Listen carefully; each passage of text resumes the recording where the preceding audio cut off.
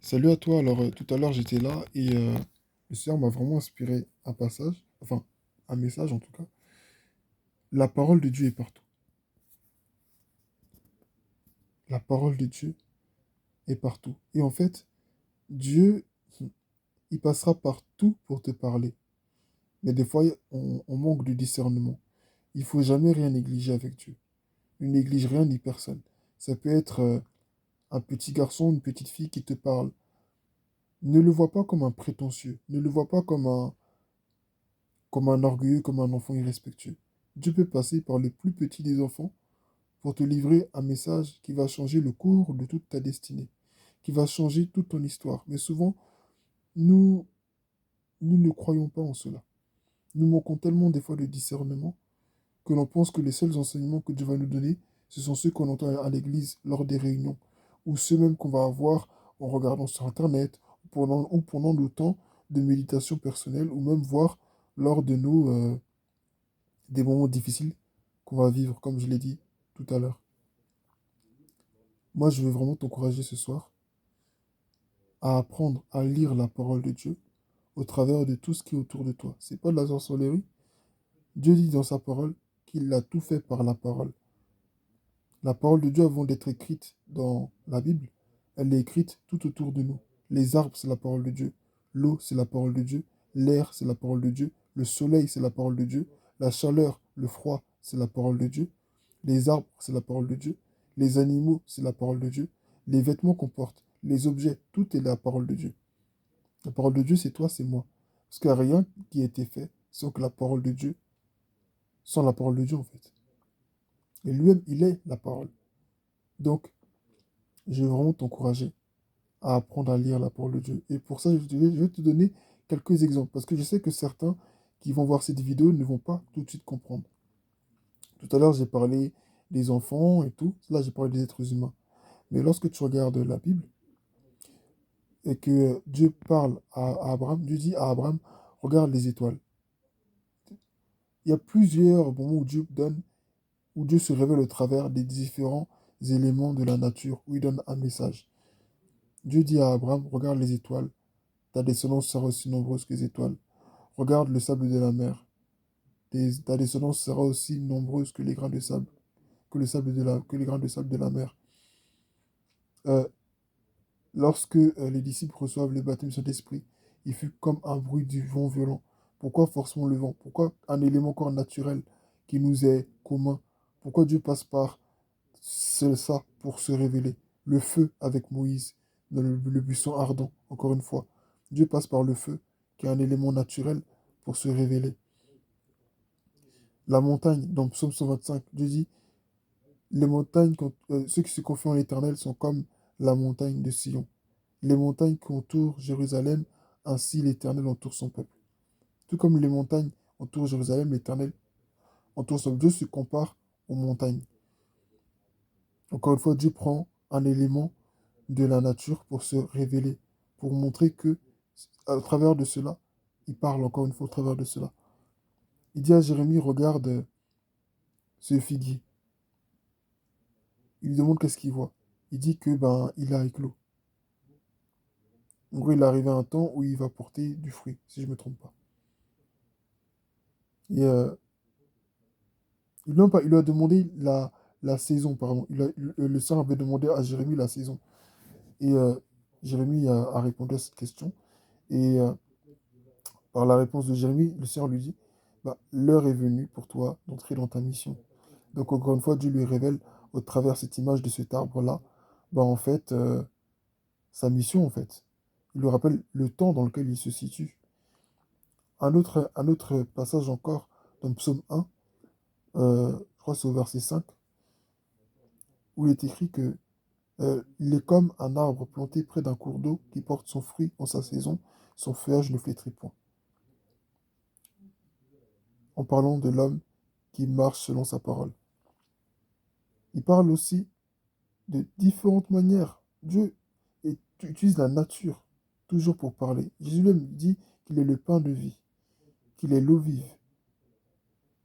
Il y a tellement de moyens, et je ne parle même pas encore des animaux que Dieu utilise dans la Bible.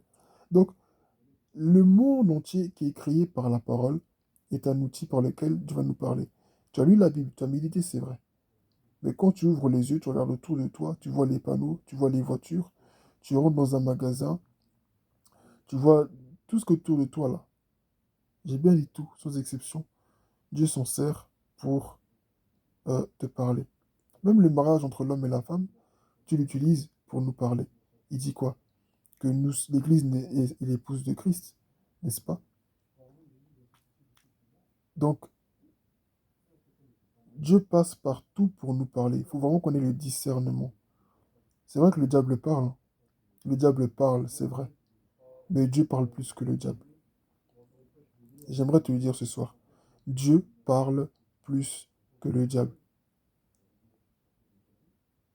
Le monde entier a été fait par la parole de Dieu, par Dieu lui-même, pas par le diable. Donc regarde autour de toi. Quand tu vas te lever, regarde autour de toi et sois attentif parce que Dieu peut te parler. Moi, je l'ai vécu personnellement. On me l'a dit. Quelqu'un qui m'a précédé dans la foi me l'avait dit. Au début, ça me paraissait bizarre. Mais après, quand j'ai regardé, j'ai vu que oui, effectivement, Dieu parle réellement. Certains vont voir ça comme de la sorcellerie. C'est votre problème. Mais lisez juste la Bible. Tout ce que j'ai dit là, c'est écrit dans la Bible, hein. Il n'y a rien de différent. Dieu dit qu'il a créé le monde entier par la parole. Donc il n'y a pas un élément autour de toi là qui ne peut pas te parler, qui ne peut pas être un message par lequel Dieu va te parler. Mais souvent nous avons les yeux et les oreilles tellement fermés qu'on pense que c'est que quand je vais venir là devant la Bible, ou bien c'est que quand je vais m'asseoir là, dans un temps de prière, que Dieu va me parler. C'est faux. Dehors, tu es là, tu prends le train, tu es là, Dieu te parle, tu es dans le train, par exemple, Dieu peut te dire, ben, tu vois ce train-là, il est semblable à ta vie. Il y a beaucoup de gens, et effectivement, comme dans ta vie aussi, il y aura beaucoup de gens.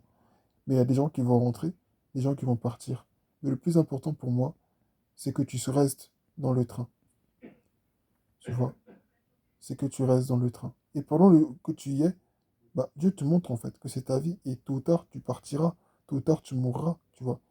Mais pour le moment que tu y es, fais ce que tu as à faire, continue de me servir, continue de, de rester sur la voie en fait. Et tu vois, c'est une image toute simple que je viens de prendre. Mais Dieu peut utiliser ça, il peut utiliser plein d'images pour nous parler. Plein d'images. Alors vraiment, soyons attentifs. Les hommes de la Bible, Dieu leur révélait des fois des animaux, Dieu leur révélait des objets, Dieu leur révélait des trucs pour leur montrer, pour leur faire des signes. Mais aujourd'hui, nous ne voyons pas ce genre de choses parce que nous avons un esprit très limité et très très fermé. Et dès qu'il y a un truc bizarre qu'on n'a pas l'habitude de voir, oh c'est la sorcellerie, oh c'est le diable. Mais là, le Seigneur vient de nous prouver là, par ce que je viens de dire, par ces révélations, le Seigneur vient de nous montrer que toute la nature autour de nous est faite pour nous parler. Seulement, beaucoup d'anciens ont mis ça sur les dos de la sorcellerie. Certains sont entrés dans la sorcellerie avec se laissant berner par le diable. Ils sont allés adorer des eaux, ils sont allés adorer des montagnes, ils sont allés adorer des bois. Et les esprits, effectivement, des ténèbres leur ils ont répondu. Mais pourquoi? Pour leur chute, pour leur destruction. Mais moi, ce que j'ai dit ici, ce n'est pas de ça dont je parle. Moi, je dis que Dieu a créé le monde entier et que Dieu se servira de tous les éléments qui sont autour de toi pour te communiquer un message, pour te parler. Et que ce n'est pas juste en lisant la Bible. Parce qu'avant, la Bible n'existait pas. Avant, la Bible n'existait pas. Tu vois. Mais Dieu s'est toujours servi de la nature pour parler à ses enfants. Ce que je dis, il n'y a rien de nouveau. C'est pas quelque chose de transcendant. Jésus, dans sa parole, dit quoi? Un mauvais arbre ne peut pas porter de bons fruits. Un bon arbre ne peut pas porter aussi de mauvais fruits. Un arbre, c'est quoi? Tu trouves ça où? Dans la nature. Donc Dieu se sert de cette image pour te parler. Et Dieu lui, il est le vrai cep. Mon père est le vigneron. Encore une fois, il se sert de la nature pour te parler. Donc, sois attentif.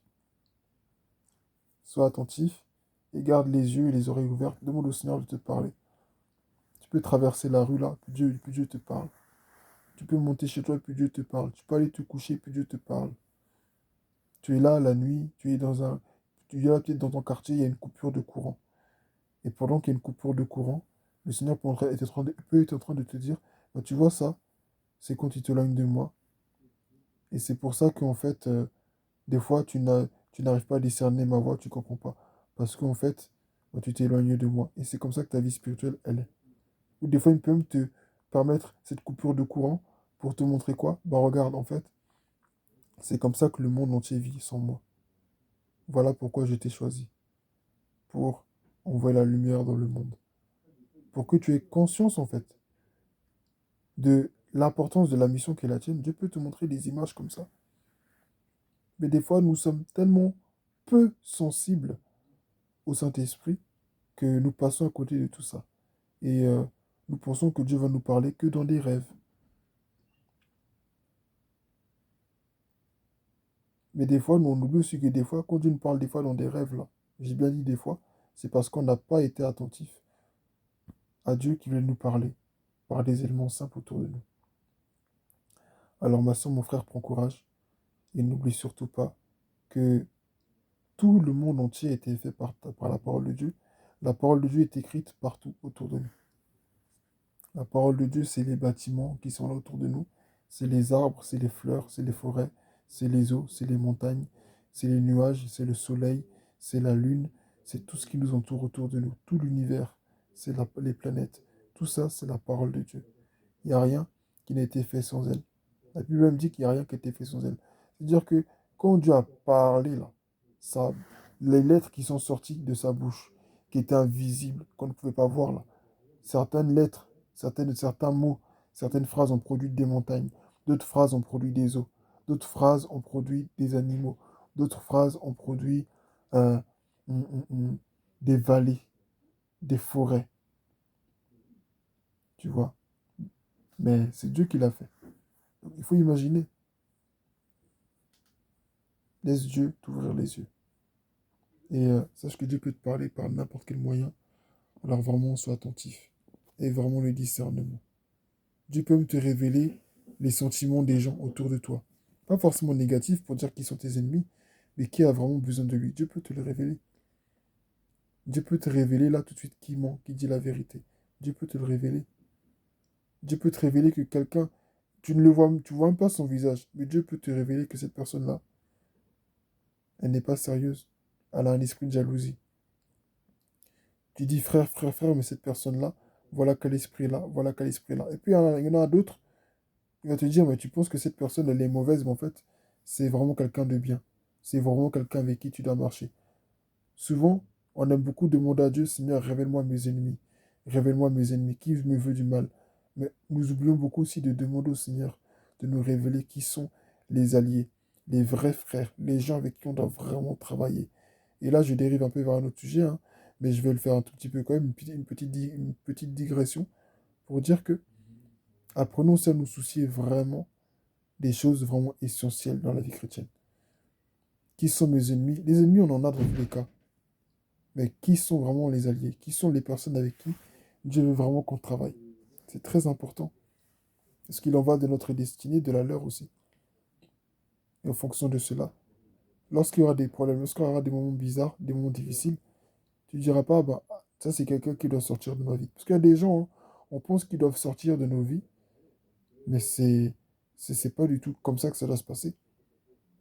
Les gens qui doivent rester avec nous dans nos vies, c'est pas que des gens qui sont forcément sains d'esprit ou des gens qui sont forcément parfaits, qui prient, Non, Dieu peut emmener des gens qui ne croient pas en lui dans ta vie, mais il veut que ces personnes restent à long terme parce il veut faire au travers de toi un travail. Ou bien, des fois, il veut même faire un travail en toi au travers de ces personnes. Mais si tu n'as pas le discernement, encore une fois, tu vas passer à côté.